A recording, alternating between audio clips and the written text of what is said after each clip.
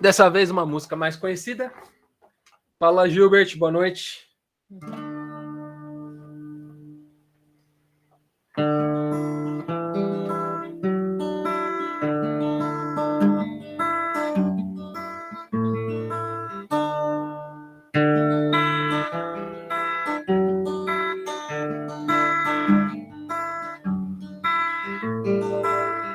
O sozinho e ferido, cansado e faminto que estão no escuro, em terras longínquas, em mares distantes, a luz ressurgirá, pois ele é a voz que fala ao coração sobre esperança e o futuro.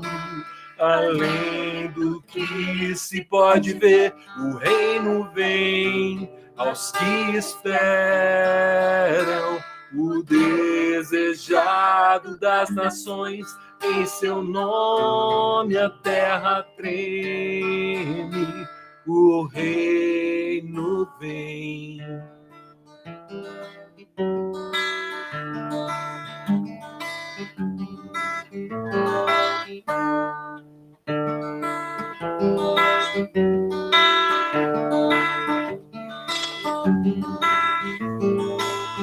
O exaltado e rico, arrogante, orgulhoso, que estão no escuro, em mansões construídas no abuso do pobre, a luz ressurgirá, pois ele é a voz que fala ao coração sobre esperança e juízo.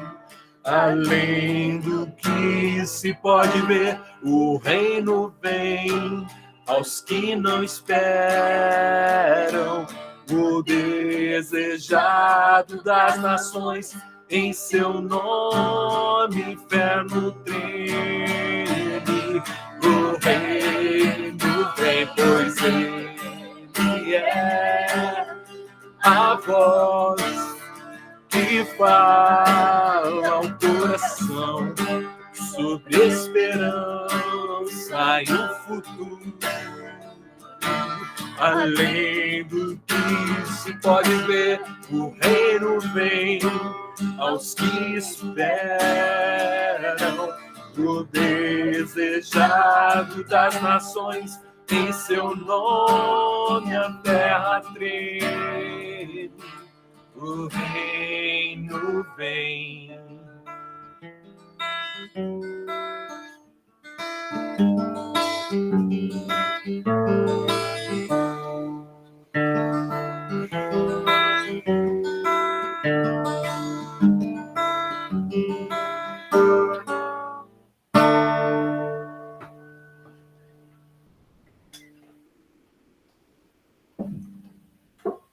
Te louvamos, Senhor Jesus, por esse tempo, te agradecemos pela presença de todos aqui e, em especial, pela tua presença no nosso meio. Te agradecemos porque o Senhor, um Deus perfeito, pleno de paz, graça, misericórdia e amor, imutável, em quem não se encontra pecado, mancha, nem sombra de transformação. O Senhor escolheu habitar no meio de nós e estar presente na nossa casa essa noite. Sim. Obrigado, Senhor. Nós somos indignos e assim damos as boas-vindas a essa luz que vem habitar conosco. Em nome de Jesus, que os nossos corações estejam sensíveis e que a tua voz seja audível no nosso meio, para que a gente faça bom uso da tua presença entre nós, para que a gente não fique alheio à tua direção e para que a gente esteja, de fato, sensível àquilo que toca o seu coração. Em nome de Jesus. Amém. Amém.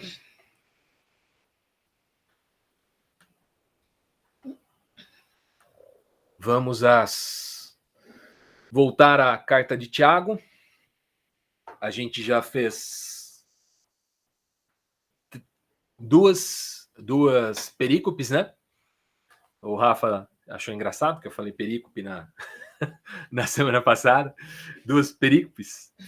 E vamos para a terceira perícope, que fica na carta de Tiago, é o início do capítulo 2, do verso 1 até o verso 13. Ela é uma perícope um pouco longa, tá?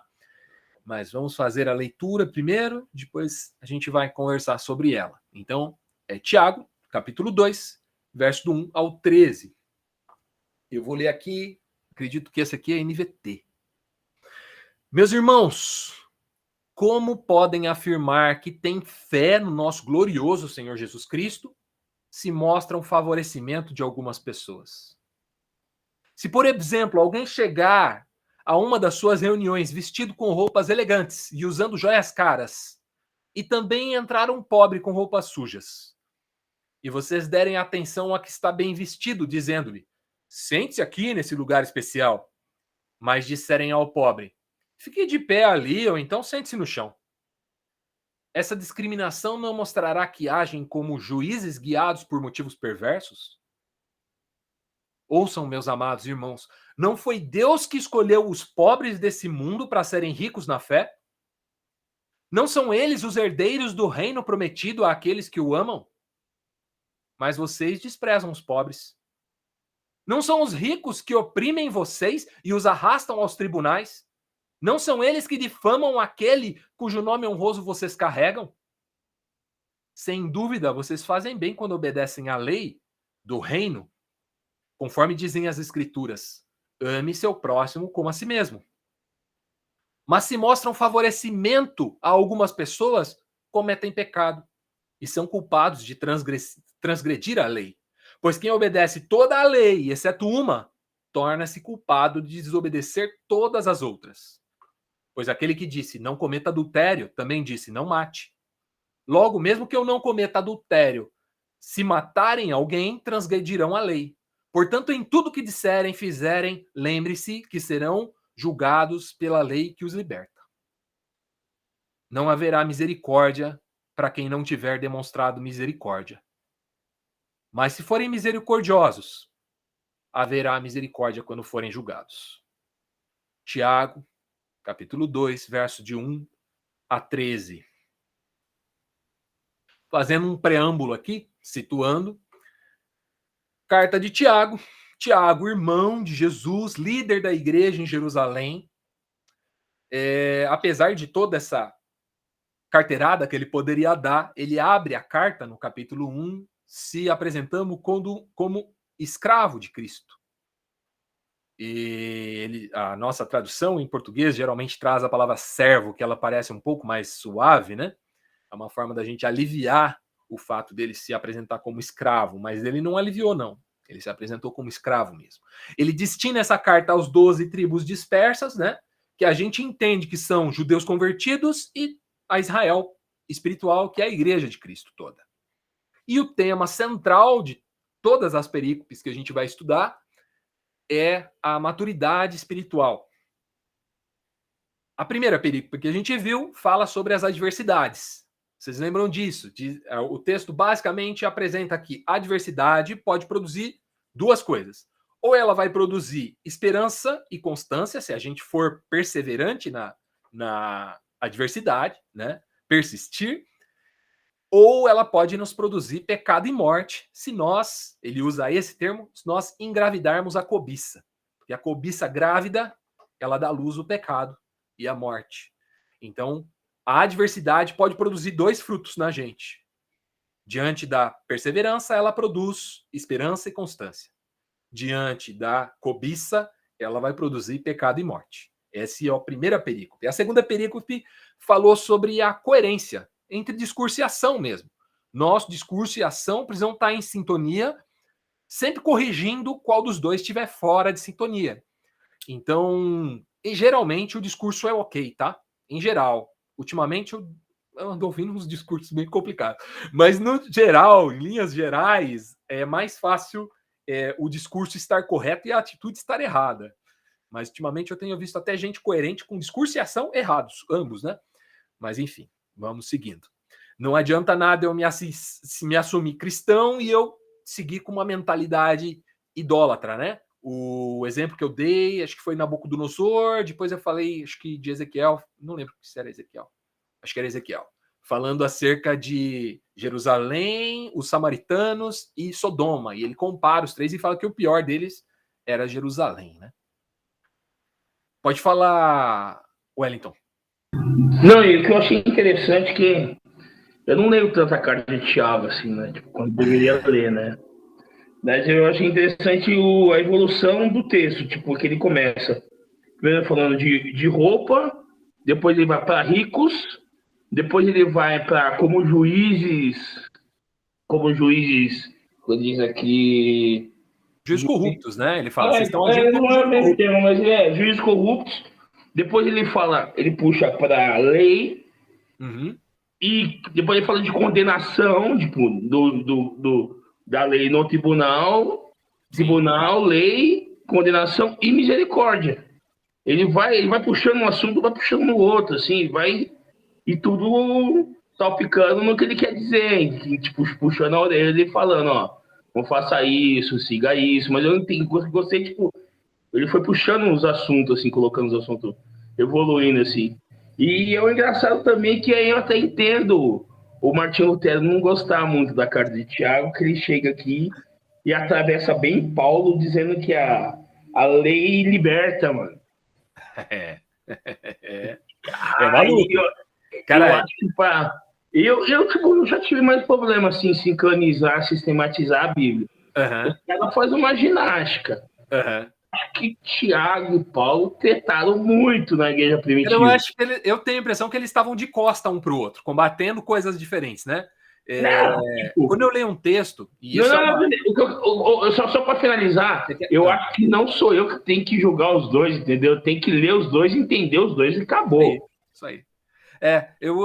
Assim, tem uma dica para leitura, né? Que é algo que eu uso muito. Sempre que você for ler qualquer autor, a primeira coisa que a gente deve fazer é pensar contra quem ou a favor de quem ele está dirigindo o seu texto. Porque todo texto é contra alguém e a favor de alguém. Todo texto. A impressão que eu tenho é que Paulo e Tiago estavam combatendo adversários diferentes.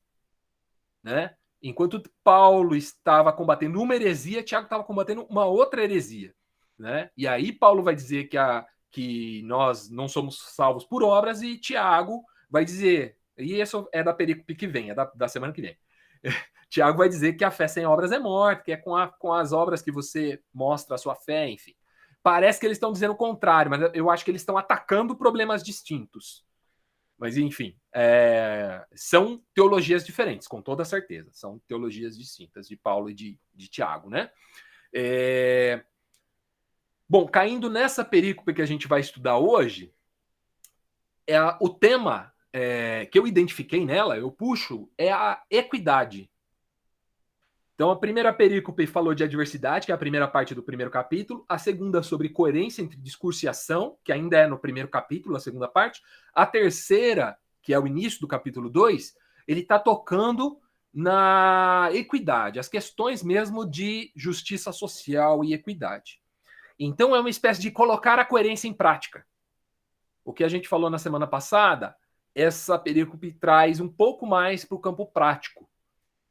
Tanto que logo nos primeiros versículos, o resumo do que ele diz é o seguinte: como vocês podem afirmar que têm fé em Deus se vocês preferem os ricos e Deus prefere os pobres? Olha que interessante isso. É isso que ele disse. Vamos lá no texto dele, ó. Meus irmãos, como podem afirmar que têm fé no nosso glorioso Senhor Jesus se mostram favorecimento a algumas pessoas? E depois ele vai dizer aqui: ouçam, meus amados irmãos, não foi Deus quem escolheu os pobres desse mundo para serem os ricos na fé? Então ele está dizendo, vocês dizem que são da mesma fé de Cristo. Porém, vocês escolhem os ricos e Cristo escolhe os pobres. Essa é uma acusação muito pesada. Não, e eu acho que até uma generosidade, porque o rico chega aí e fala, rico, vem cá, faz um favor pra gente da igreja aqui. O pobre olha pro pobre e fala assim, esse cara não pode fazer nada. Então, não tem nada a colaborar. Exato. Semana passada, no domingo, o Ed citou um cara que eu não conhecia, um cara chamado Brian Zend. E esse Brian Zend escreveu um texto chamado Meu Problema com a Bíblia. E eu vou ler um trechinho, o início desse texto do Brian Zend, tá? Tradução que eu fiz aqui no meu inglês maravilhoso. Eu vou compartilhar o link do texto dele. Eu não achei o texto em inglês, tá? Não achei o texto em português, só em inglês. Por isso estou compartilhando em inglês mesmo. A Radassa vai tirar de letra. A Radassa traduz pra gente melhor do que eu. É verdade. Ele diz, o texto chama Meu Problema com a Bíblia, né? E ele diz assim, ele é um pastor americano, tá? Brian Zend. Eu tenho um problema com a Bíblia. E esse é o meu problema. Eu sou um antigo egípcio. Eu sou um babilônio confortável. Eu sou um romano no seu vilarejo. Esse é o meu problema. Veja, eu estou tentando ler a Bíblia a todo custo, mas eu não sou um escravo hebreu sofrendo no Egito. Eu não sou um judeu conquistado e deportado para a Babilônia. E eu não sou um judeu do primeiro século vivendo sob a ocupação romana. Eu sou um cidadão de uma superpotência. Eu nasci entre os conquistadores, eu moro num império. Mas eu quero ler a Bíblia e acho que ela está falando comigo. E esse é o problema. Uma das coisas mais marcantes da Bíblia é que nela encontramos a narrativa contada a partir da perspectiva dos pobres, dos oprimidos, dos escravos, dos conquistados, dos ocupados, dos derrotados. Isso é o que a torna profética. Sabemos que a história é escrita pelos vencedores, e isso é verdade, exceto no caso da Bíblia. É o oposto. Essa é a genialidade subversiva dos profetas hebreus. Eles escreveram de uma perspectiva de baixo para cima. Cara. Nossa. Radassa, tá certa a tradução, Radassa? Faz sentido? Você tá com o texto aberto? Me corrigindo aí. Não tô, depois eu leio. Mas eu lembro, eu ainda comentei com o Matheus sobre a pregação hoje, né? Uhum. E o Ed usou muito bem esse texto. Sim, sim. O Ed fez ele não leu o texto, né? Ele fez ele só citou essa parte da perspectiva, né? Exato. A questão da perspectiva, que a Bíblia é um livro escrito pelos oprimidos, derrotados, pobres, né? E nós tentamos ler ela como num viés triunfalista, né? E esse é o nosso problema com a Bíblia. Ele está sendo bem sincero em dizer, esse é o meu problema com a Bíblia, porque ela não foi escrita para mim, porque eu sou um privilegiado. É o que o pastor está dizendo aqui, né? O mais engraçado, até você falou de triunfalista, quem escreveu, o texto mais triunfalista é o Apocalipse. Sim. E o Apocalipse, na realidade, foi escrito para dar esperança. Para os caras que estavam sofrendo perseguição. Exatamente. É que a gente faz uma leitura equivocada, né? Como se tivesse, Jesus foi uma fila de profeta e vieram escrevendo. Eu tenho uma leitura do Apocalipse, posso confessar assim, bastante preterista, sabe? Bastante crendo que o Apocalipse foi escrito para a igreja daquele tempo. Faz sentido hoje, como toda a Bíblia faz, é útil para a gente, para edificação, mas o público inicial, o propósito daquela escrita era para dar esperança para aquele povo que estava sendo morto, queimado na praça, entregue aos leões. Era essa a realidade do Apocalipse, né? E aí João vem falar, gente, calma, vai ficar tudo bem, né? É mais ou menos isso que o Apocalipse fala, né? Deus continua, Jesus está no trono, ele é o cordeiro, ele também é o leão, e ele vai dar um jeito nisso tudo aí. Ele vai fazer justiça, né? Então, o Apocalipse tem esse teor, mas ele, de fato, ele é lido como, a gente vai ganhar no final, gente. A gente já é vencedor e tal, e não é exatamente essa a proposta, né? Bom, Tiago... gritei aqui. Bom, Tiago está falando de um grupo de oprimidos. Olha só, ele está conversando com a igreja do primeiro século. E ele está falando para essa igreja, um grupo de oprimidos por Roma, que se de um lado eles honravam os seus opressores, vai vendo, de outro eles também oprimiam os que eram mais pobres que eles. E essa é a crítica que Tiago está fazendo. Ele corrige essa perspectiva não somente propondo um tratamento igualitário para o rico e para o pobre. Não é só isso que ele está propondo. Ele está propondo equidade. Equidade é diferente de igualdade. Em igualdade, você oferece os mesmos recursos para todo mundo. Vou dar um exemplo. Vamos apostar uma corrida. Eu e o Wellington. Bora. Aí, a gente vai falar assim, não, mas, Jean, você tem as pernas mais compridas. Se bem que não, o Wellington é grande também. Você tem as pernas mais compridas, você tem uma vantagem, Nata. Você tem um pouco menos de peso, você tem uma vantagem. Então, a gente tem que compensar essa desvantagem. Sabe aquela brincadeira que a gente falava? Os mais novinhos largam um pouco na frente na corrida para ter uma brincadeira legal. Ou a criança que está jogando futebol com os mais velhos, o pessoal fala, não, ele pode pegar a bola com a mão, não tem problema, porque ele é criança, café com leite e tal. Isso é equidade, esse é o princípio da equidade. Igualdade não leva isso em consideração. Igualdade vai tratar todo mundo como se todo mundo tivesse o mesmo início, partisse do mesmo lugar. Não sei se vocês já viram, existe um vídeo, acho que eu até já falei dele em alguma reunião, em que eles pegam e eles chegam junto a um monte de jovem num campo, assim, num gramado, e falam, gente, a gente vai apostar uma corrida. Só que antes, vocês precisam ouvir algumas instruções, e quem se vê nas minhas instruções pode dar um passo à frente. E ele começa a falar assim, você nunca teve que trabalhar e estudar. Ou você trabalhava ou você estudava. Se essa é a sua realidade, você pode dar um passo para frente. E uma turma dá um passo à frente. Você teve seu pai e sua mãe o tempo inteiro na tua casa. Se você teve seu pai e sua mãe o tempo inteiro na sua casa, você pode dar um passo à frente. Você nunca passou um dia sem comer, sem passar necessidade. Se você se enquadra, dê um passo à frente. Tipo, tinha um também que falava assim, você nunca teve vontade de comer um salgadinho e não tinha dinheiro para comprar. E aí vai. É óbvio que a frente fica tomada de gente branca e atrás fica cheio de gente latino, negro e tudo mais, né? É um vídeo americano. E aí ele fala agora, na hora que eu falar já, vocês saem correndo. Vamos ver quem ganha, né? Isso é igualdade, isso é demonstrar o quanto a equidade faz falta, né? Porque nós precisamos compensar esse desequilíbrio social oferecendo recursos para quem foi prejudicado. Quem é prejudicado pela vida, pelas circunstâncias, né? E igualdade desconsidera isso. Desconsidera essas diferenças. Essas coisas que fazem um largar lá na frente e o outro ter que correr lá de trás. E aí, quando um cara lá de trás consegue chegar na frente, eles usam isso como um exemplo, né?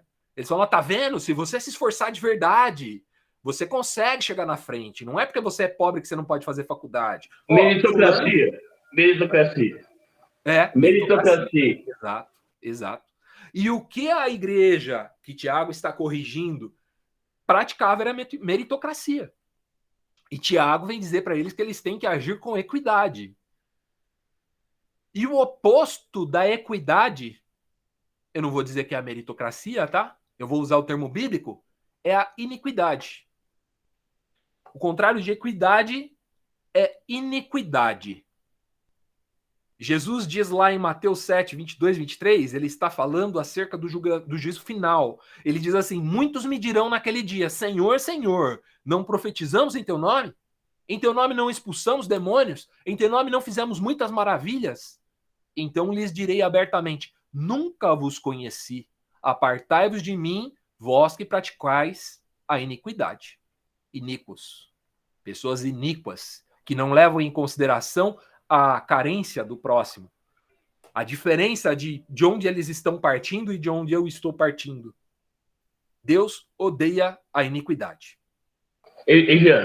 Iniquidade também você pode ver aquele que é injusto. O que é injusto? Aquele que engana.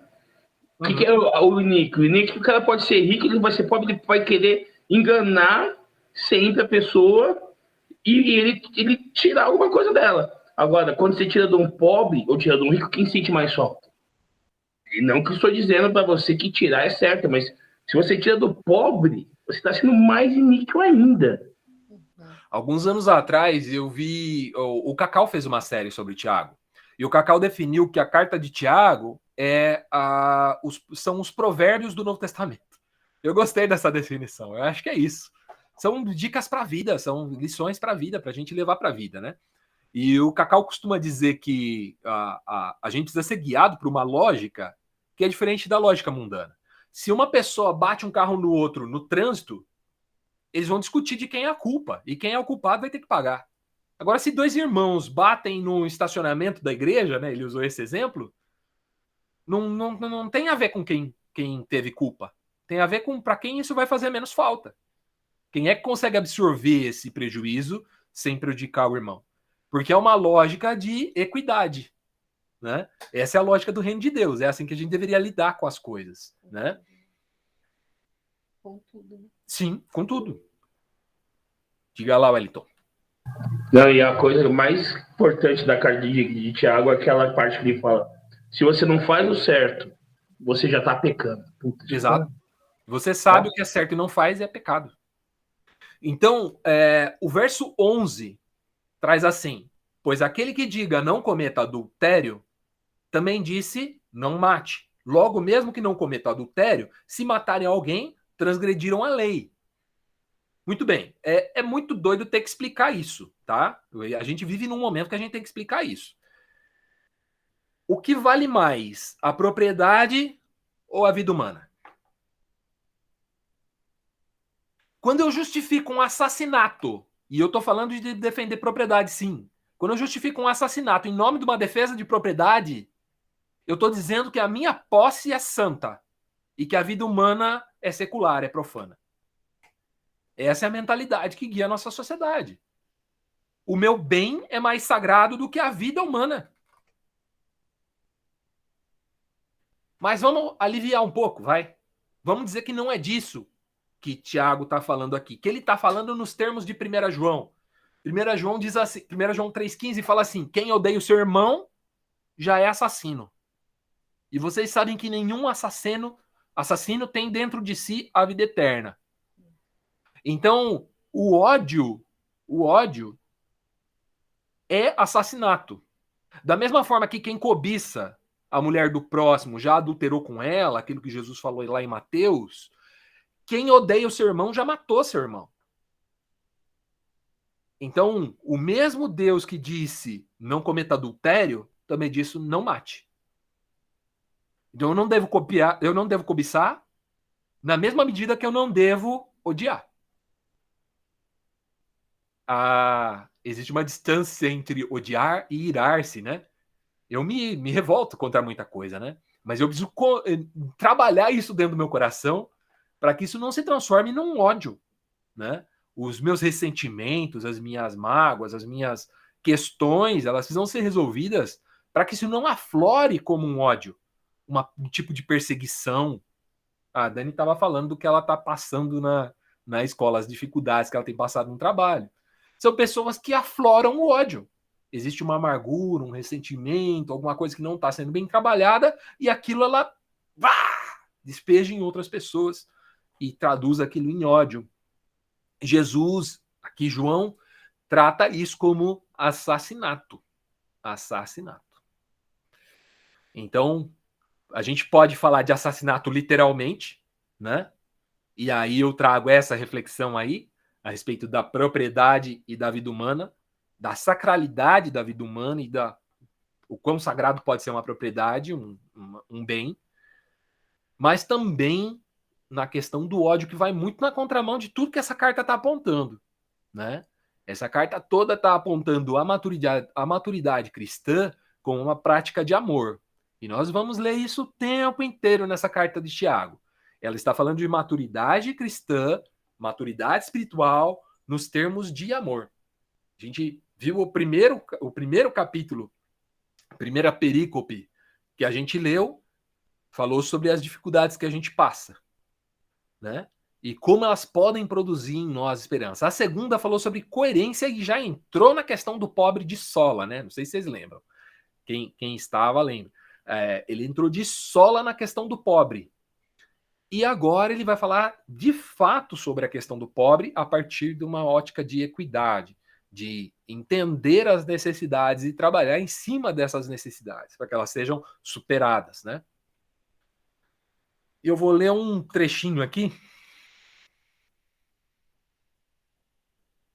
das bem-aventuranças, mas na versão de Lucas. Olha que interessante como ele traz esse raciocínio dos ricos e dos pobres. Como é que Jesus traz essas questões? Lucas capítulo 6, verso do 20 ao 26. Lucas 6, 20 ao 26 é a versão de Lucas das bem-aventuranças. Ele também tem boa parte do Sermão da Montanha ali em Lucas também, repetido, né? Mas ele traz uma reflexão interessante e outros pontos que Mateus não chega a abordar. Então, Jesus se voltou para os seus discípulos e disse: Felizes são vocês, pobres, pois o reino de Deus lhes pertence.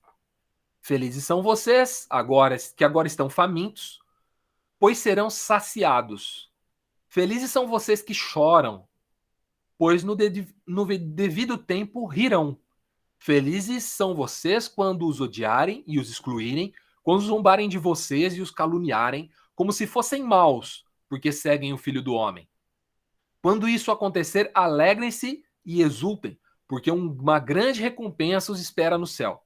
E lembrem-se que os antepassados deles trataram os profetas da mesma forma. E aí vem a contrapartida. Que aflição espera a vocês, ricos, pois já receberam consolação. E que aflição espera a vocês que agora têm fartura, pois um terrível tempo de fome os espera. Que aflição espera a vocês que agora riem, pois em breve seu riso se transformará em lamento e tristeza. Que aflição espera a vocês que são elogiados por todos, pois os antepassados deles também elogiaram os falsos profetas. Lucas 6, do 20 ao 26. Esse trecho de Jesus e junto com esse trecho da carta de Tiago me fazem refletir sobre quais são os parâmetros que me levam a honrar alguém. Quais são os critérios que eu uso para honrar alguma pessoa. E Jesus prevê aqui, até essa música, eu gosto muito dessa música dos Arraias. Ela fala de uma luz que vem, né, do reino, a voz que fala ao coração. Essa luz vem sobre ricos e sobre pobres. Ela vem sobre oprimidos e sobre opressores. Jesus disse lá em João 16:8 também que o Espírito Santo viria e convenceria do pecado, da justiça e do juízo, né? E o que é que essa luz nos revela? Quando ela brilha sobre nós, né? Ela é uma luz de esperança ou ela é uma luz de juízo? Quando nós ouvimos essa voz, né? A voz que fala ao coração sobre esperança e juízo. Ela nos revela esperança, juízo, os dois. Um pouco de esperança, mais juízo. Um pouco de juízo, um pouco mais de esperança. Talvez isso tenha um pouco a ver com a forma como nós encaramos a realidade que vivemos. A nossa dificuldade de ler a Bíblia, que como o pastor confidenciou aí. E como é que a partir dessa ideia, eu queria abrir para a gente conversar sobre como é que um filho de Deus reage ou deveria reagir às injustiças sociais. Pensando naquela abertura do texto, né, em que ele vai dizer, o resumo que eu fiz aqui, como vocês podem afirmar que têm fé em Deus se vocês preferem os ricos e Deus prefere os pobres. A partir dessa ideia, como é que um filho de... Se não é assim, se não é preferindo os ricos, né, como é que um filho de Deus deveria reagir ao mundo, né? E o que a gente pode fazer aqui? Como é que a gente pode melhorar isso em nós, né? Trabalhar isso de uma forma melhor. Ou, se a gente estiver fazendo tudo certo também, troféu joinha e se embora seguindo nessa mesma aí. E aí eu quero abrir para vocês participarem, complementarem, fazerem qualquer comentário em cima dessa pergunta ou não. Fiquem à vontade aí, pessoal. Esse é o momento colaborativo. Mais colaborativo. Todos são, né? Mas esse é o mais colaborativo.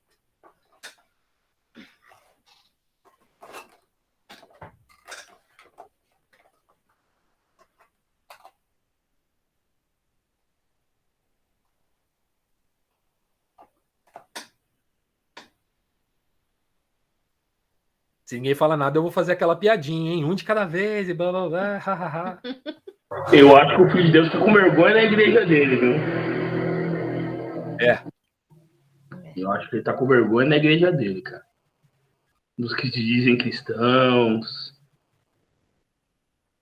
Entendeu? Eu acho que é. O pessoal aí, acho que o pessoal não entendeu ainda aqui o que ele veio dizer, entendeu? Não que eu seja o exemplo disso, sabe? Mas. Eu acho que a gente deve, quando olhar para trás. Tipo, às vezes eu mordo minha língua porque eu sou brasileiro, né? Faço parte. Então, ainda mais nesses tempos ainda, né? Mas eu acho que a gente tinha que ter mais obra, viu? Né? Se Thiago fosse brasileiro, eu tava com isso, escrever a carta ia pegar mais pesado ainda. Mas eu acho que é isso aí, né? A gente tinha que mais botar a mão mais na massa, entendeu? E eu acho que, até a minha igreja o pessoal dá comida, faz cesta básica, mas eu acho que também não é só dar, sabe? Que a consciência que tem alguma coisa errada, sabe? Pois às vezes parece que as pessoas fazem para lavar a mão, assim, sabe? Uhum. Mas, fiz, vai, eu fiz. Não enche meu saco, vai. Sente como se tivesse cumprido, né? Tudo que deveria. Acho que pelo menos a gente ficar mostrar pelo menos sentido também, entendeu? Às vezes a gente se orgulha da nossa humildade, né, Wellington? Em humildade eu sou o melhor, né? Doamos tantos quilos, fizemos tantas cestas básicas. Sim. Eu acho que a gente deve fazer como Jesus faria, né? Como ele sempre fazia mesmo. Perguntar qual a necessidade da pessoa, né? Porque muitas vezes não é só o alimento tal, mas é uma palavra, é um abraço, é uma atitude, é um serviço que você possa fazer, é uma visita. São tantas coisas, né? Que podem ser feitas, e Jesus sempre falava assim, né? O que você precisa? Ele sempre perguntava na necessidade, porque muitas vezes não é só comida, né? É um tempo. Olha, isso faz parte da nossa arrogância, né? De achar que nós sabemos, né? As necessidades, né? Eu olhando para alguém na rua, eu falo, essa pessoa precisa de um teto, ele precisa morar. Né? Porque eu acho que o que me diferencia dele é ter um teto. Mas pode ser que na cabeça dele não seja exatamente isso que faz diferente, né? E como é nele que dói e não em mim, a gente precisa estar com os ouvidos atentos, né, às necessidades dos outros. Sensível, com o coração sensível, claro, né? Mas também de forma prática, né? De forma objetiva, ouvir, né? Você está bem? Você está precisando? O que você está precisando? Qual é a sua necessidade hoje? Eu tenho esse costume de perguntar para as pessoas o que elas precisam, e é engraçado que isso evita que a pessoa venha te pedir coisas. É muito doido. Porque a pessoa não vai te pedir o óbvio, o supérfluo. Você se aproximou com o interesse, né? Então, de fato, ela vai falar do que precisa. E às vezes o que ela precisa são as coisas mais... Às vezes ela precisa de um abraço, né? É isso que eu ia falar, Jean. E não é algo que você ofereceria sem ela pedir, né? É o dia que você for entregar as marmitas lá e aniversário, vocês fizeram aniversário lá pro pessoal na rua. Sim. Foi muito bom. Às vezes a pessoa se vê como igual. Não como igual, tipo, de ser ter ou não ter. É a dignidade de olhar no olho, ouvir e conversar com a pessoa, não de cima para baixo, né? Mas, Tom, aquele dia foi maravilhoso, porque o Senhor, assim, colocou fortemente isso no meu coração, né? E aniversário geralmente é muito especial, né? Quando a gente faz. E eu falei, meus irmãos são especiais iguais. Então, eu queria demonstrar isso mesmo. É isso que você falou que eu queria demonstrar, que eles são importantes. Né? E o comentário deles na época foi esse, que eles se sentiram valorizados, honrados da gente querer da Dani querer compartilhar esse momento, né, de alegria com eles, e tanto que foram as únicas fotos que nós temos deles, porque a gente ia lá, abordava o pessoal tava, e não tirava foto, até para achar que meio ficar se mostrando, né, se afresqueando demais. E essa foto também a gente guarda com carinho, não ficou postando nada, não é um troféu, né? Não é o troféu. É só um carinho. Uma que memória a gente mesmo lembra. Feliz de amigos, né? De amigos. Então, eu acho que é um bom ponto que você lembrou mesmo. Se lembrar de ouvir a necessidade e entender, né? O que tá, onde está doendo. A outra questão tá preparado, igual eu falei para vocês, que Deus está fazendo isso, eu estou vendo. Está preparado porque tem pessoas que não querem ser amadas. Entendeu? Que nem eu falei disso que eu falei para vocês. Eu cheguei, né? Falei, né, para essa inspetora, eu só falei assim, nossa, né, Fátima, muito obrigada por você estar dando esse serviço para mim. Eu estava encapando as caixas, porque a diretora não estava, então ninguém me dava nada, deixava eu lá. E eu queria fazer alguma coisa, e ela estava me dando. Eu fui atrás dela, né, o que eu poderia fazer. E ela foi me dando e eu fui fazendo. Aí eu agradeci, né, eu falei, nossa, eu tenho muito gratidão pela sua vida, viu, por isso, tal. E eu gostaria de te presentear, né? Dar um presente para você. Aí que ela virou assim, na hora, ela falou assim: gratidão, gratidão. Ela fez bem assim: gratidão é só a Deus. Você pega esse presente, fez assim: você pega esse presente e doa aí. Mas se você quiser, que eu vi aquela foto lá que você mostrou para as outras meninas de o lírio, você pode me dar. Só que eu não quero o pequeno, eu quero o grande. Aí eu falei, tá. Tudo errado, né? Tudo errado. Eu virei, eu poderia ficar com raiva e tal, eu só virei e falei assim, Senhor. É que o meu temperamento, eu não fico com raiva, eu vou chorar. Isso é que é o meu temperamento. Aí eu, Senhor, calma, vou respirar. Esnobou o presente, mas depois ela lembrou que tinha o lírio e falou, opa, o lírio eu quero.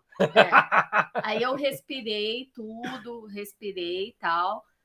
Aí eu falei assim, Deus, mesmo assim, eu vou continuar amando ela, entendeu? Só que o engraçado, gente, é que eu fui tentar tirar o lírio. A minha mãe falou já, a minha mãe ficou assim, você não vai dar o lírio para ela, não. Não, porque minha mãe pega mais dessas coisas, né? Aí eu falei assim, aí eu pensei, não, eu vou dar mesmo assim que ela fez isso, eu vou dar para demonstrar meu amor.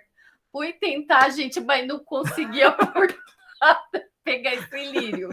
Eu não entendi, mas eu não consegui. Não consegui. Mas é que eu digo assim, nessas experiências que eu estou passando, para a gente não ficar frustrado, porque Jesus falou, né, que a gente teria aflição. Ele foi maravilhoso, perfeito, e tanta gente cuspia nele, fazia, Sim. né? E eu vejo o quanto é difícil. Não é fácil. Não é fácil. Dói, chega a doer. Mas tem que continuar, né? Continuar perseverando, continuar amando, dando a outra face, né? Sim. E é isso aí. Bom amar a distância, que de perto tá sendo faísca. Ai, ai. E aí, que mais, gente? Então, tava falando aqui a dessa rima até. Mas o que a gente tem que fazer diante disso? Eu falei para ela, tem que se rebelar, né? Ele usou o termo revolta. Revolta, rebelião. Nem que isso seja desobediência civil. E isso tem que, na verdade, toda injustiça social, e isso eu falo muito para mim também, né? Isso tem que nos revoltar. Isso tem que nos encher. Né? E agora eu vou usar os termos não cristãos, mas tem que encher a gente de ódio, né? Tem que inflamar a gente para reverter isso de alguma forma. Então, talvez esse ódio não seja ódio, né? Essa raiva seja, na verdade, amor para resolver isso. Mas que seja ódio, né? nem que seja. Mas revolta é o mínimo que a gente tem que ter. Para pegar um chicote, expulsar os cambistas, talvez, alguma coisa assim. Virar a mesa e... Isso é o mínimo, xingar. Tem aquele termo, né, que a Ana Paula Valadão ficou famosa por usar num contexto totalmente, enfim, não era esse, que é a santa indignação, né? É isso, né? Tomar de santa indignação mesmo. E agora nós vamos ser tomados de santa indignação por uma questão ideológica e vamos ignorar a causa daquele que é afligido, né? E colaborar muitas vezes com o opressor, né? Como o Tiago está aqui criticando os irmãos que estavam honrando o opressor e desprezando o oprimido, né? Vamos dar uma de Bonhoeffer. Esse se indignou para valer mesmo. Mas então, olha só, Bonhoeffer, você tocou num ponto bom. Bonhoeffer foi um cara, se vocês não conhecem a história, Bonhoeffer foi um pastor, como é que chamava? Igreja confessante, né, alemã? É isso? Confessante de uma família de elite, uma família intelectual. Na época da Segunda Guerra, na época de Hitler, né? E ele foi um cara, existia uma espécie de serviço secreto alemão e que era envolvido em derrubar o Hitler. E o Bonhoeffer era parte dessa turma, ele era afiliado a esse grupo antinazista, vamos dizer assim, e ele ajudava a esconder fugitivos, judeus. Acho que a Operação Valkyria, e ele era a ligação da igreja luterana com a igreja sueca. Isso. Para levar gente, para trazer coisa. Tal. E, ao mesmo tempo, participou de uma conspiração para matar Hitler, para exterminar o Führer. Então, talvez... Chegou a ter um atentado. Mas não deu certo. Ele terminou preso, o Bonhoeffer foi preso, celebrou a Páscoa na cadeia, inclusive, foi pastor dos seus colegas de cela e foi enforcado uma semana antes, né, do Hitler morrer, né? Uma semana, 2 semanas, né? Ele foi enforcado nas vésperas, assim, tava quase, né, a Alemanha estava quase sendo liberta, né, do Berlim estava quase para ser invadida pelo Exército Vermelho. Isso, exato. E ele estava num campo de concentração, acho que era Dachau, que era bem dentro da Alemanha mesmo. Foi o primeiro campo de concentração alemão. Exato. É onde ficavam, tipo, os dissidentes alemães. Uhum. E aí... Foi um preso político que se revelou de verdade, né? Se ele estivesse na Polônia, ele tinha sido liberto antes, vamos dizer. Sim. Então, por isso que ele ficou até quase... Não deu tempo de chegar, né? Caiu o regime. Não deu tempo de chegarem antes dele ser enforcado, né? Mas diz que na semana ele tinha celebrado o culto, tudo, pregado, na semana que ele ia ser executado, e já estava marcada a data, né? E é um cara assim... Eu tenho uma camiseta que é o Inglorious Bonhoeffer, que ele tem uma... eu tenho aqui. Pega, eu vou pegar, tá aqui. É uma piadinha com os bastardos Inglórios. Olha lá, o Wellington tem essa camiseta que eu desenhei. Inglorious Bonhoeffer. Tá fácil. Mas isso é muito o que... Eu não lembro se é o... é bem legal isso aí. Nada melhor do que escalpelar nazista. Oi? Lá. Mas é o que eu agora não lembro se é o Martin aqui, ó. Aí, ó, tá até autografado. Eu autografei de braço engessado ainda. Ah, que legal. Muito lá. Ou se foi o Desmond Tutu que fala sobre o silêncio ser conivência já, né? Diante de injustiça. E, cara, existe campanha sobre isso, por exemplo, de abuso de meninas. Você que está se calando, você está sendo conivente. Existe, enfim. Ou quando um colega está sofrendo bullying na escola, se você está se calando, você está sendo conivente, você está colaborando com a opressão, né?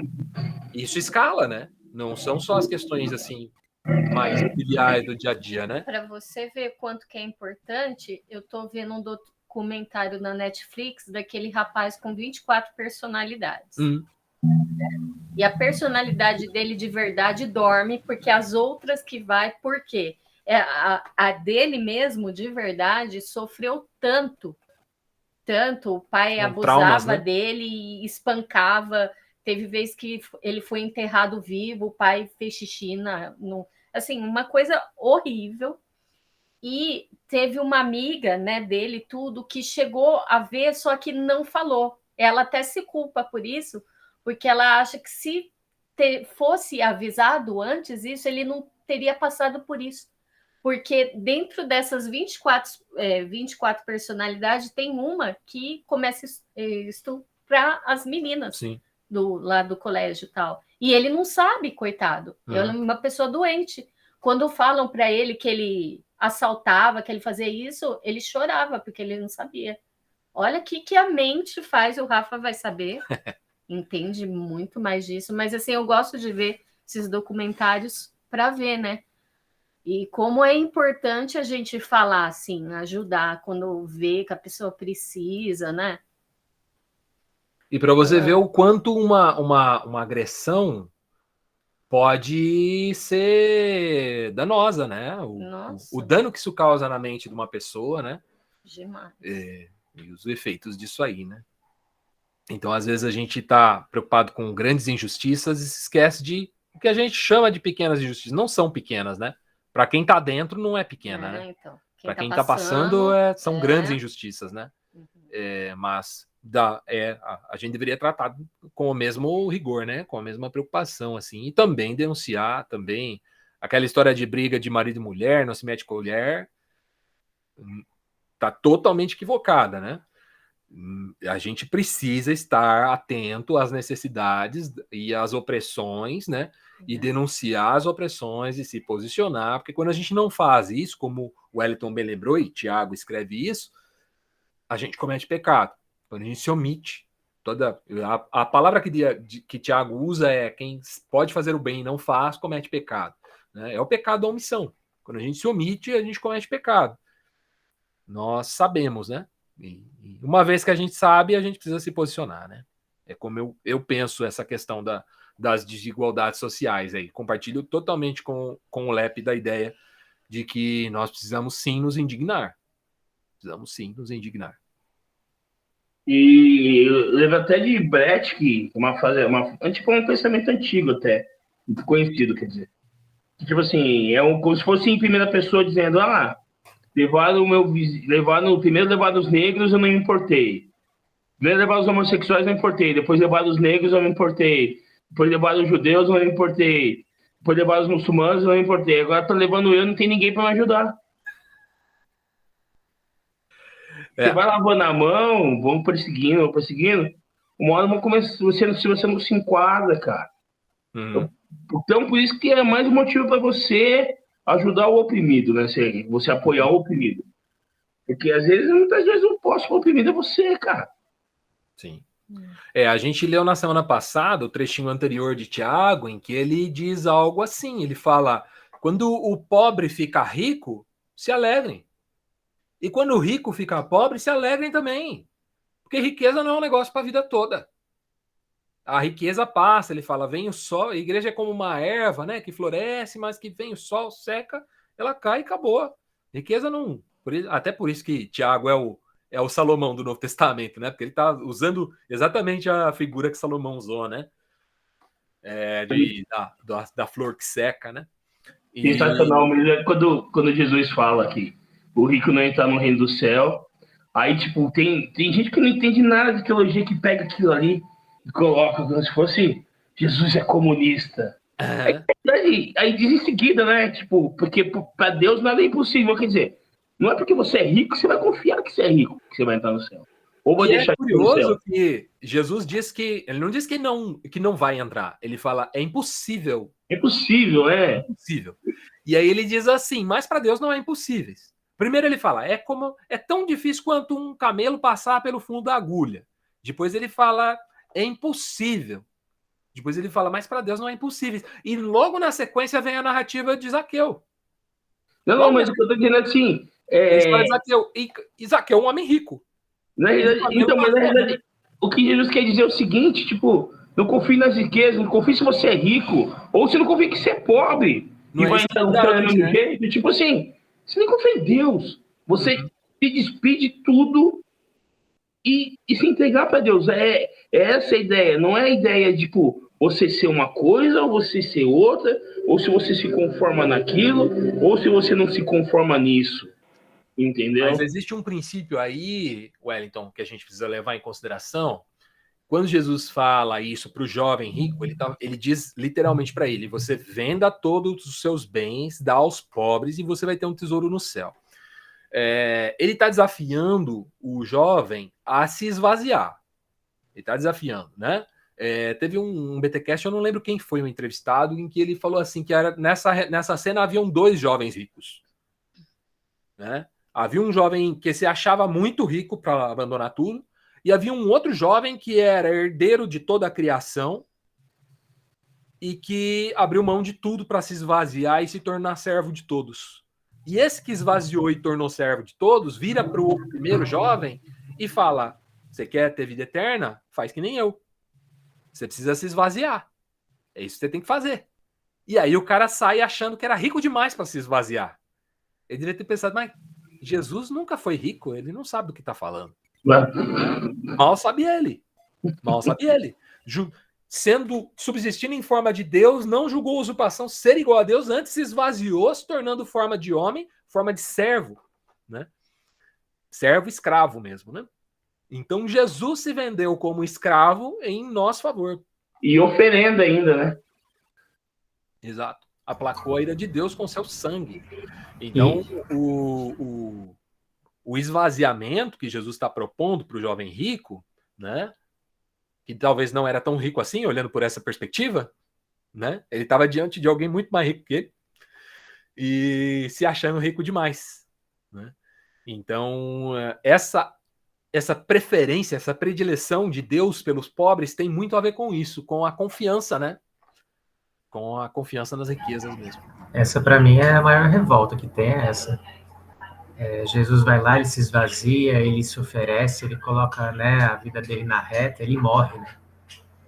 E não faz uma revolta armada e, né, vamos acabar com todo mundo e, né, instalar uma nova, né, um novo reino, que era o que o pessoal esperava que ele fizesse. A expectativa era essa. A expectativa era essa. A maior revolta é a anti-revolta, talvez, assim, né?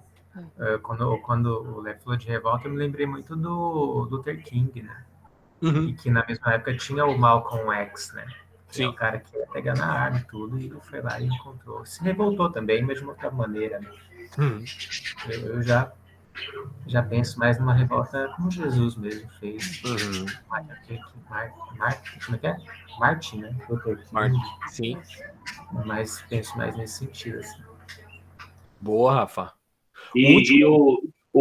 Até para complementar a fala do Rafa, a gente tinha até que aprender história, porque Jesus morreu, vamos dizer assim, 33, 35, depois do nascimento dele mesmo, né?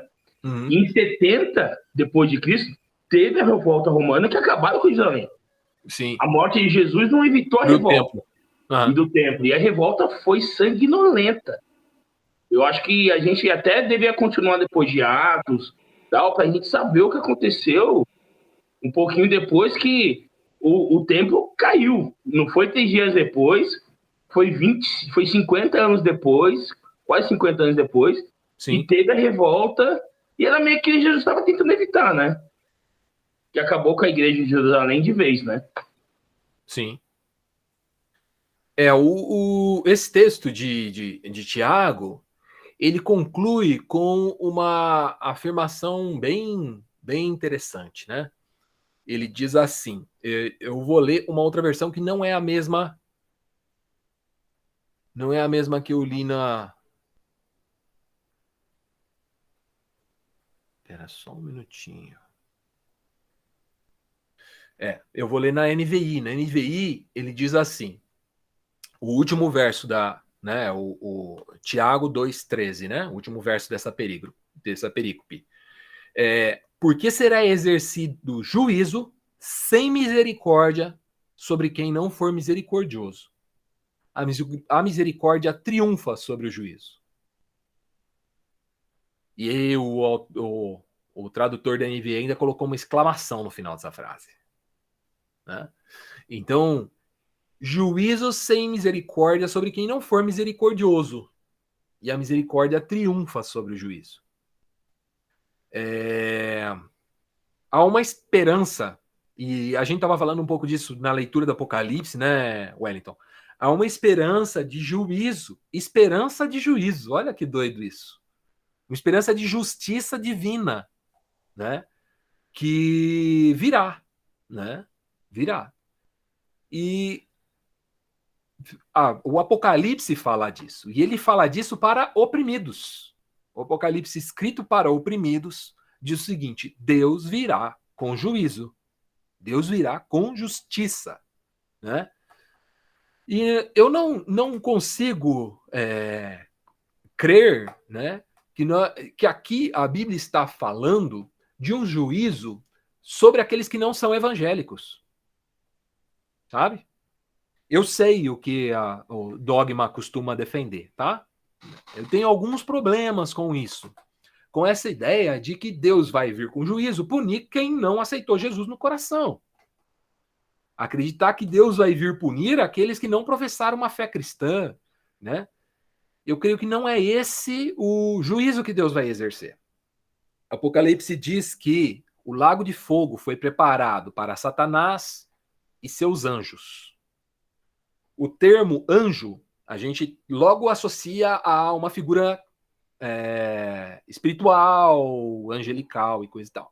Porém, a Escritura trata como anjo um mensageiro, aquele que carrega uma mensagem. Um embaixador, por exemplo, é um anjo, né?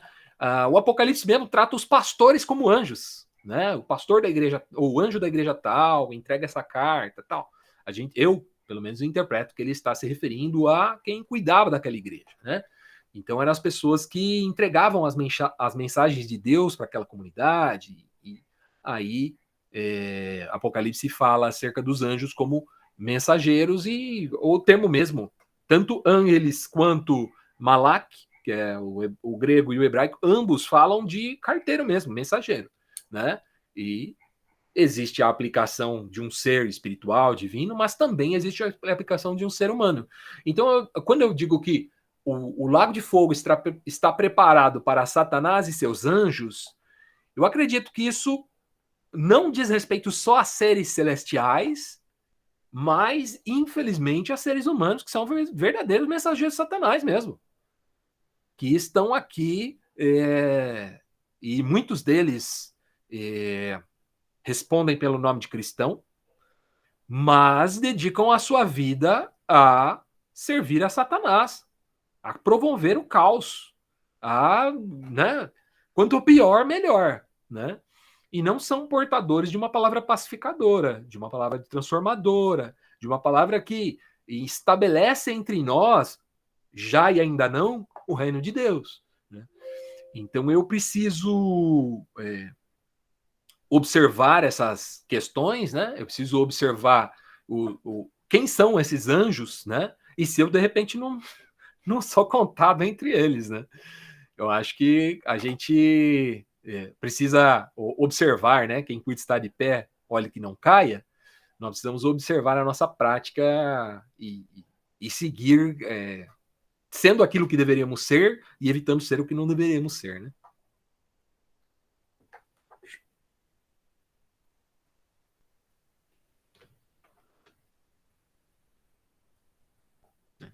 Estava acabando minha bateria aqui. É isso, gente. E aí, mais alguém quer comentar algo? Fazer mais alguma observação?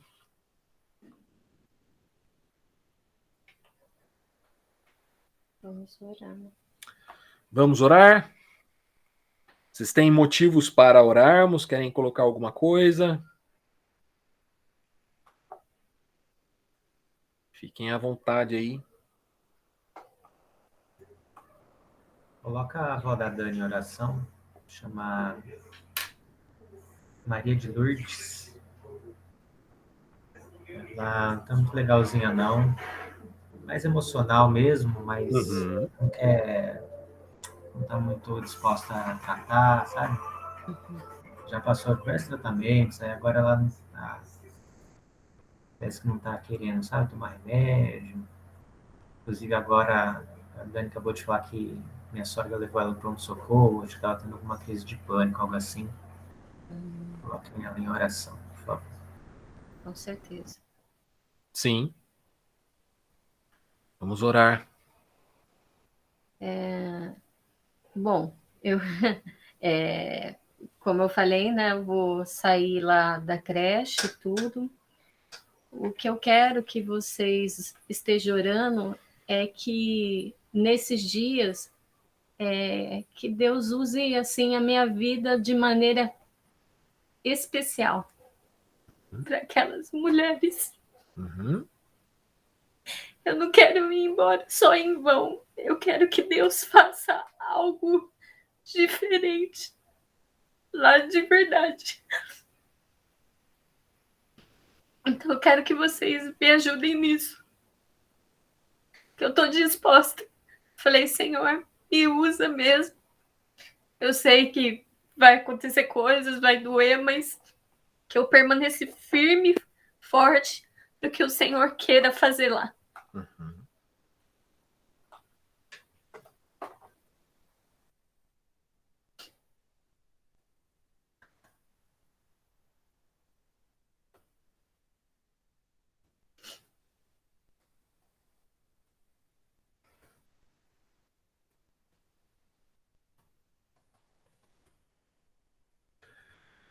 Você já fez bastante coisa lá. E Mas... com certeza as pessoas já estão tocadas pela sua vida lá, né? Quem se permitiu ser tocado, ser alcançado. Mas, na verdade, eu vejo a Fátima. Uhum. Eu não sei, é Deus que coloca isso. Eu às vezes a gente quer ajudar bastante, né? A gente tem a vontade de ajudar. Eu sofro também. Não tipo, só por mim. Não, em nenhuma frustração é boa, assim. Depois do tempo que a gente pensa muito nisso, que vem uma tranquilidade, mas é frustrante você colocar energia, colocar a sua paciência e não resolver, mas a melhor coisa é descansar em Deus mesmo. Quem sabe, então, um momento da sua vida, ela pessoa volta e fala, olha, reconheça. Só que às vezes não é esse momento, né? A gente tem que só descansar em Deus e orar. Sim. A melhor coisa é orar. A melhor coisa. Eu saindo, mesmo que eu sair, todas elas vão estar para sempre no meu coração. E nas minhas orações. A maior coisa foi dar o exemplo. Uma hora eles vão chegar, elas vão mesmo pensar e falar assim, nossa, ela ajudava tanto, ela era tão, não falou nada. Eu fui tão injusta com ela. Porque até quando Jesus fala, tipo, eu ofereço outra face. Tipo assim, oferecer outra face é o seguinte, não seja injusta. Você tinha todo motivo para devolver alguma coisa. Se não devolveu nada, se deu outra face. Você só deu o que era de bom. E era o que Deus pediu para você fazer, acabou. Uhum. Continua orando, espera que você vê na rua, conversa, dá um amor. Com tal. certeza. Só que você não aguenta mais ficar lá, tipo, te desgastou. Sim. Tem que pensar em você também. E você nunca foi egoísta. Isso não é nem egoísmo. Não é nem egoísmo. E continua dando por elas. Isso aí. Vou continuar, porque eu amo ela em Cristo Jesus, com certeza. Deus colocou um amor grande, não me importa que ela bata, fala, me despreza. Por isso que eu falo, isso daí é de Deus mesmo, porque a gente humano, a gente é ruim. A gente ia ficar com raiva, ia ficar... Eu não fico. Eu fico assim, meu Deus, me ajuda a fazer alguma coisa. E tudo que você deu de bom para ela, você pode ter certeza que foi de Deus mesmo. Deus nunca te abandonou. Amém. Isso eu creio mesmo. Muito bem. Eu tenho um motivo de oração. Eu tenho um colega que eu falei, ainda não tinha chegado todo mundo, mas eu comentei de um colega de trabalho que está chegando, o Thiago. Ele teve um problema de saúde grave na semana passada, assim. Teve toda uma questão emocional que envolveu o lugar que ele estava trabalhando antes, que abalou bastante ele, assim, mexeu com o físico. Ele deve estar entre a gente daqui a algumas semanas, ele vai poder contar com mais detalhes, assim, mas ele teve perda de os tios e a prima, negacionistas da pandemia faleceram de Covid. A irmã dele pegou Covid, chegou a passar internação, tudo, mas se recuperou. E ele vinha sendo pressionado no trabalho para entregar debaixo de toda essa pressão. E o pai descobriu um câncer e entrou em tratamento. E tudo isso num prazo muito curto, assim, né?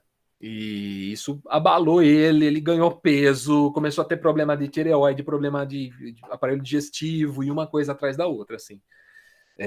Semana passada eu levei ele no hospital que ele não estava bem. Ele estava vindo de Itu para trabalhar aqui em Indaiatuba, veio, né, conheci ele ali no serviço, né, veio trabalhar comigo. E eu tenho me aproximado bastante dele, assim, tem sido um amigo muito, muito especial ali no contexto do trabalho. É um profissional super competente, assim, mas tá até com dificuldade de trabalhar pela ansiedade, por não conseguir dormir, enfim, né? E agora ele está sendo medicado, está sendo tratado em todas as questões, e isso está sendo bastante importante. Eu quero que ore pela saúde dele e a mudança dele para Indaiatuba. Hoje, meu sogro foi lá fazer a instalação para mudar o chuveiro dele, as coisas dele lá, tudo para 110, Indaiatuba é 220, né? E ele veio com todos os eletrodomésticos de Itu. Ele e a esposa, Tiago e Bruna, o casal. E seria bastante especial orar por eles. O Tiago é um cara que foi líder de louvor a vida inteira, teve envolvido com igreja, tal, passou uns perrengues em igreja também recentemente, assim, acabou se afastando, né, do convívio de igreja. Ele não está sozinho, né? A verdade é essa. Ele não está sozinho nessa realidade, não. E queria muito que orássemos por ele, pelo Tiago e pela Bruna. E hoje, a exemplo do que, então, a Maria de Lourdes, né, que é a avó da Dani, a Dani, minha esposa, pela saída dela da creche, e ela quer deixar algo de positivo, algo de bom ali, então que Deus oriente nesse sentido. E o Tiago e a Bruna, o Tiago, meu colega de trabalho, que teve uma questão de saúde aí, ainda está em tratamento e vai estar se mudando para cá. Então, círculo de amizades, todas essas coisas, a gente sabe que mudar-se de uma cidade é sempre um pouco traumático, né? Queria que orássemos por essas pessoas. Parece que o Lucas mandou uma mensagem. Isso, quer falar. Diga lá, mano. Perdão, eu bobiei aqui. Não vi. Verdade.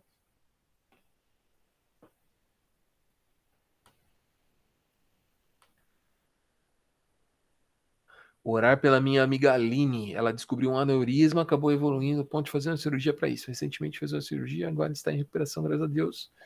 Aline, boa.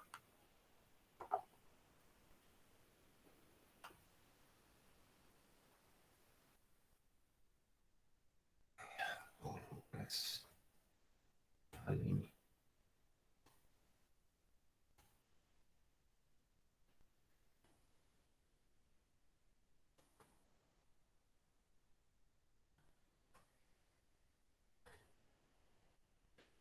Muito bom.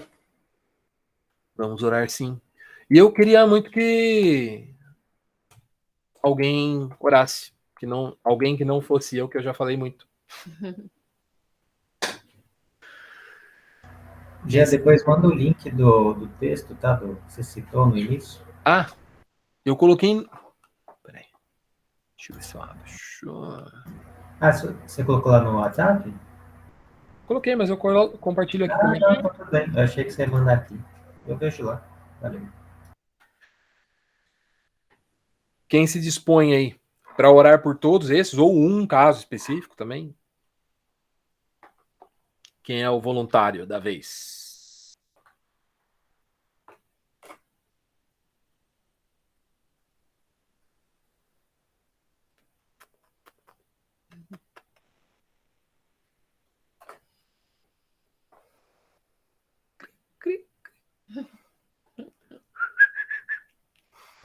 Um de cada vez. Ah lá, eu falo, cara, se ninguém fala nada, alguém vai fazer a piadinha.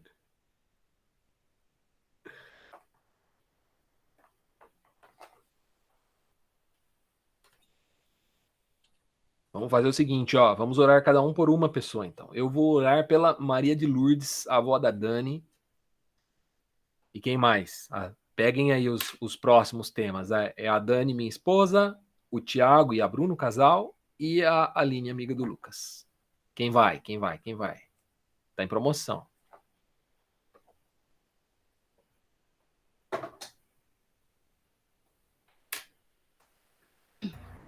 Eu posso orar pela Dani.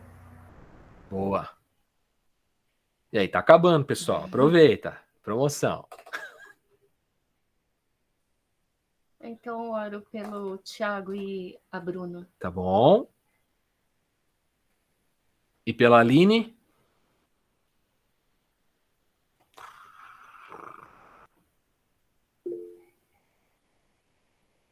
Diga lá.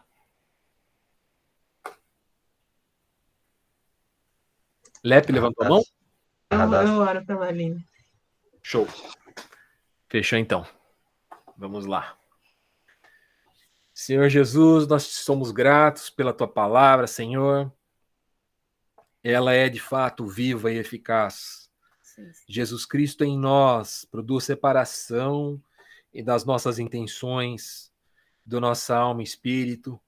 E isso é muito precioso. Obrigado, Senhor. Obrigado pela tua palavra, obrigado pela forma como o Senhor se revela e obrigado como o Senhor nos molda através da ação sobrenatural do seu Espírito Santo, nos fazendo aquilo que nós deveríamos, nós transformando a imagem de Jesus e criando-nos como uma nova criação. Obrigado, Senhor. Obrigado porque isso não depende do nosso mérito, não depende da nossa disposição, mas depende do seu amor por nós e do quão precioso o Senhor foi, o movimento que o Senhor fez em nosso favor.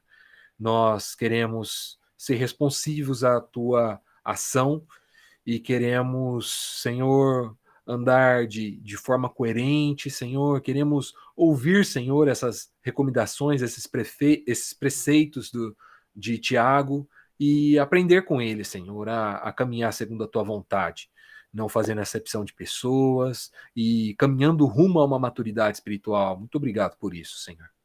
Eu quero te pedir em especial pela Maria de Lourdes, a avó da Dani, Senhor, e toda a situação que ela está vivendo hoje, Senhor, com relação à sua saúde emocional, Senhor, também sua saúde física, qualquer coisa que possa estar acontecendo com ela, Senhor, que o teu Espírito guie, Senhor, e acompanhe o coração dela, Senhor. Nós sabemos que muitas vezes para as pessoas mais idosas, talvez isso é mais difícil assumir e trabalhar questões emocionais, muitas vezes são resistentes à posição, resistentes aos tratamentos, e sabemos que o quanto isso pode ser nocivo, o quanto isso pode ser prejudicial para a sua saúde. Senhor, nós te clamamos, Senhor, visita a vida dela, Senhor, visita o seu coração, fala ao coração dela, Senhor, se mostre como um Deus presente, amoroso e que se importa com a vida dela. Senhor, a vida dela é preciosa para nós que nem a conhecemos ainda e é preciosa para o Senhor que a conhece desde o seu primeiro momento de vida, seu primeiro segundo de vida. O Senhor conhece todos os seus dias e o Senhor a amou e a planejou e trouxe ela à existência nesse mundo, porque o Senhor a ama. E nós sabemos que o Senhor inclina os seus ouvidos, a tua palavra diz que o Senhor se aproxima do humilde de coração. Senhor, nós queremos pedir que o Senhor se aproxime dela, que o Senhor se achegue a ela, que o Senhor se mostre presente na sua dor, e, Senhor, traga libertação, Senhor, de tudo que ela tem passado.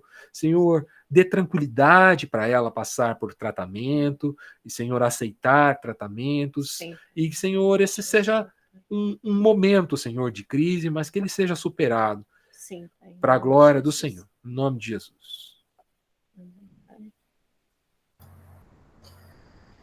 Senhor, eu também te agradeço, Pai, por esse tempo que nós tivemos de comunhão, de compartilhar a tua palavra, de aprender um pouco mais daquilo que o Senhor queria nos ensinar nessa noite. Que nós possamos, Pai, colocar esses ensinamentos em prática, Senhor. Que possamos, no nosso dia a dia, buscar cumprir e proporcionar a justiça, a equidade onde nós estivermos, Senhor. Nesse momento, Pai, em especial, eu quero primeiro te agradecer pelo direcionamento que o Senhor tem dado para a vida da Dani, Senhor. Ainda que ela esteja com o coração muito, muito sofrido, um coração muito abalado, talvez com um sentimento de que talvez não tenha conseguido cumprir o seu propósito ali, com muitas dúvidas, mas eu te louvo, Senhor, porque a tua serva estava ferida, ela está, Senhor, passando por muitas dificuldades ali, e nós entendemos que há algumas batalhas que o Senhor nos chama para enfrentar e outras para recuar, mas com certeza, como foi falado aqui na nossa reunião, o Senhor brilhou através da vida dela ali. Com certeza as sementes foram deixadas, plantadas naquele lugar, plantadas naqueles corações. E sementes que na nossa vida muitas vezes nós não vamos ver crescer, nós não vamos ver colher, mas o Senhor nos usou para plantar. E isso é motivo de gratidão também, Senhor. Que o Senhor venha consolar o coração dela, que o Senhor venha dar confiança e essa enchê-la de esperança que o Senhor cuida daquelas vidas ali, o Senhor tem um propósito para cada uma delas ali, e assim o Senhor tem para a vida da Dani, Senhor. Eu me alegro porque o nosso coração também sofria junto enquanto ela compartilhava as suas dores, e que ela possa, o Senhor possa levantá-la, que toda essa situação, esse aprendizado, que ela saia fortalecida. Amém. Que ela saia, Senhor, cheia da tua glória, do teu poder. Amém. E também da consciência de que nós somos humanos e que nós dependemos da tua graça, dependemos da tua força, Senhor. E agradeço, Pai, por esse exemplo, que é como o Senhor colocou amor no coração dela para aquelas pessoas que tanto tratavam com desprezo, tratavam de uma maneira bem distinta de como ela tratou aquelas pessoas e permanece assim. Isso é muito lindo. Obrigado por esse exemplo. Conduza, Pai, para novos caminhos, aquilo que o Senhor tem preparado para ela. E estamos ansiosos para ouvir os seus novos testemunhos daqui para frente, Senhor.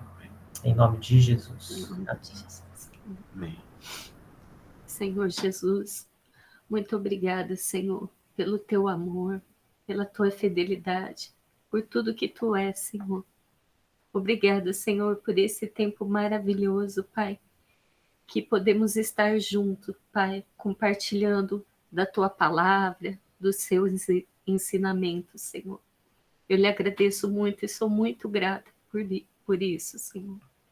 Ó Senhor Jesus, eu coloco a vida do Tiago, Senhor, e da Bruna, Senhor, no teu altar, Senhor.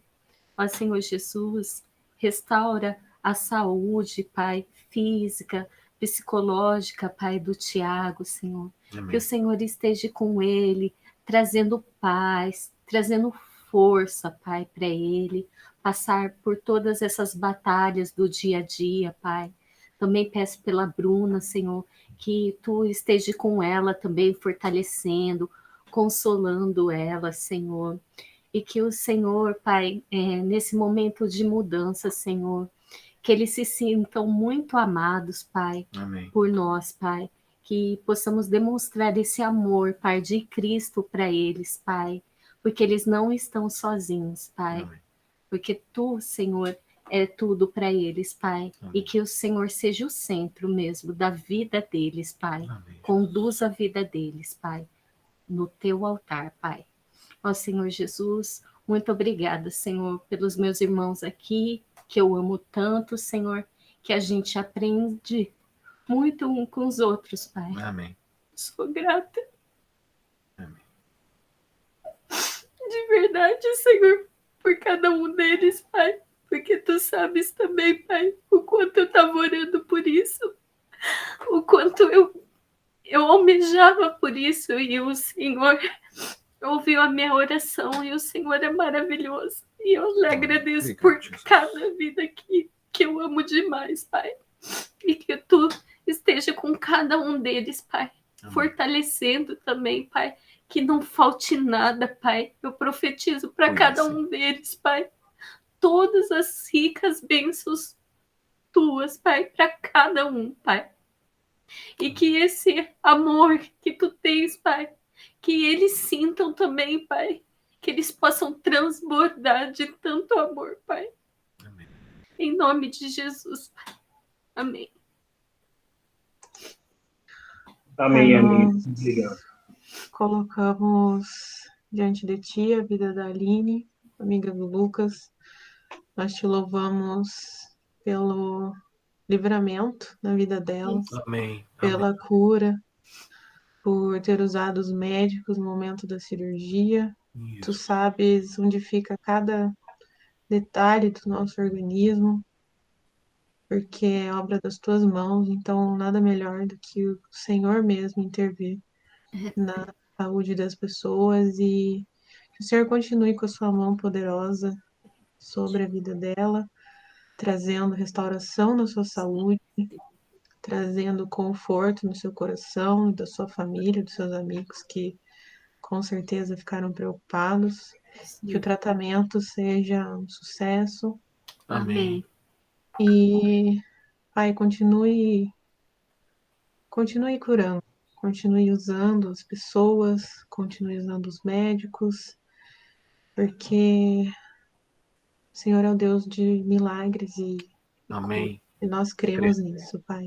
Amém. Jesus. Em nome de Jesus. Amém. Amém.